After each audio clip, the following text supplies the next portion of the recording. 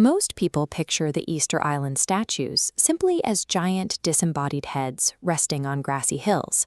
But beneath the surface of the soil, these faces are actually attached to massive, multi-ton bodies reaching deep underground. These are the Moai, monolithic figures carved from solid volcanic rock by the Polynesian Rapa Nui people between the years 1250 and 1500. The scale of their production is staggering. The islanders carved over 900 of these figures. The tallest one ever erected towered 33 feet in the air and weighed 82 tons. Yet nearly half of all the statues ever created never made it to their final destinations. They remain scattered inside the Rano Raraku volcanic quarry, sitting abandoned in various states of completion, as if the carvers simply dropped their tools and walked away. The sheer density of these abandoned figures points to a central historical tension. The enduring mystery of the Moai is how an isolated society, working entirely without modern machinery, managed to transport 80-ton stones across miles of rugged terrain. To the Rapa Nui, the Moai were the Aringa Ora Atatepuna, the living faces of deified ancestors. They were carved to stand watch over the island's villages and protect their descendants. Carvers chiseled the figures directly into the soft volcanic tuff, shaping heavy brows with elongated noses and tight, protruding lips. Their heavy torsos featured arms carved in bas-relief, with long, slender fingers resting carefully along their hips. The weathered gray stone we see today is incomplete.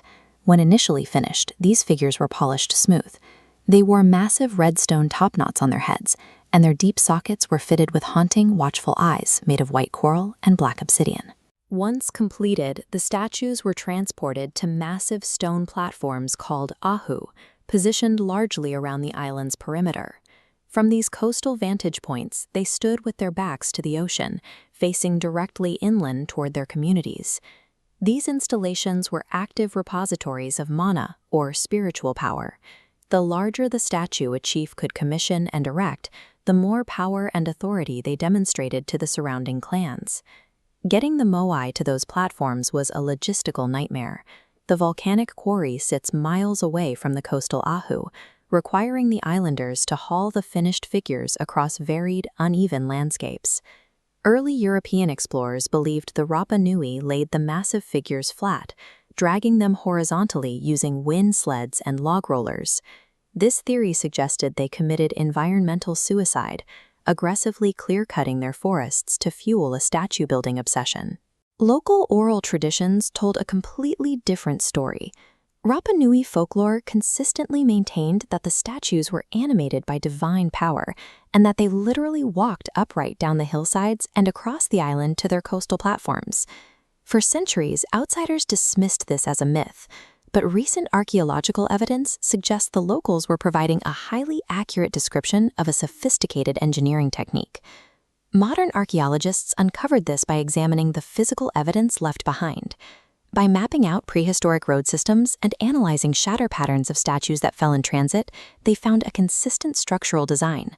Transport moai were designed with a forward-leaning center of mass and wide, curved bases. Islanders anchored ropes to the top from opposing sides. Pulling in an alternating rhythm, the stone rocked sideways, taking a step forward. It required intense coordination and rhythm over sheer brute force. By harnessing gravity, a surprisingly small team could walk a multi-ton stone across the terrain. The walking statues dismantle the narrative of a reckless, self-destructive society. The Rapa Nui did not destroy their island for the sake of the Moai. They engineered a sustainable, brilliant logistical solution to transport them.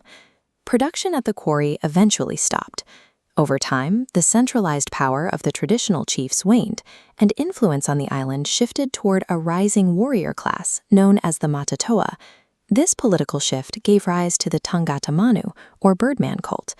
Ancestral worship was gradually replaced by a perilous physical competition, where men scaled sheer cliffs and swam to an offshore islet to retrieve the first bird egg of the season. As the new religion took hold, internecine tribal wars broke out. Combined with a series of earthquakes, the warring factions began deliberately pushing the statues off their platforms. By the late 19th century, every single erected moai had been thrown face down in the dirt. But the deepest devastation came from the outside. European contact brought a wave of destruction, culminating in the 1862 Peruvian slave raids and the introduction of foreign diseases, which rapidly decimated the native Rapa Nui population. The stone giants outlasted the socio-political structures that engineered them. The society that could coordinate the movement of 80-ton monoliths was fractured and pushed to the brink of collapse.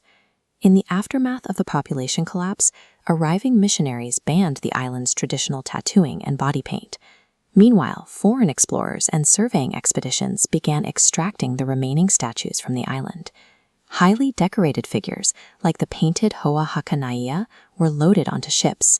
Today, it sits in the British Museum, even as the Rapa Nui people actively demand the return of their ancestral spirit.